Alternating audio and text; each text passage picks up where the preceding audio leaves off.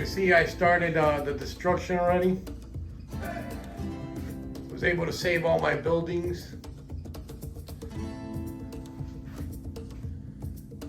I still have the track ready. Like I said, this wall is gonna go kaput, and the closet back there is gonna go kaput. What I'm gonna be doing is I'm gonna be installing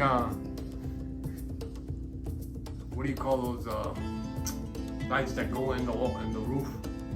Recessed lighting. So this is what I've been up to today. Friday the 14th, Good Friday. Okay, it's the end of day one.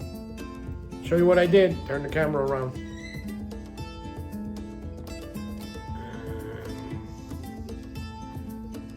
There she is. It's all taken down. Tomorrow that wall's gotta go. See all those holes I did on that wall? Wow, amazing. The layout covered it all up. Everything else is stacked over here. And there's crates. Box crate. I'm on to the new layout. Basically, that's it. Hope you guys enjoyed this little quick update. You guys have a great Easter weekend. And happy railroading. Bye.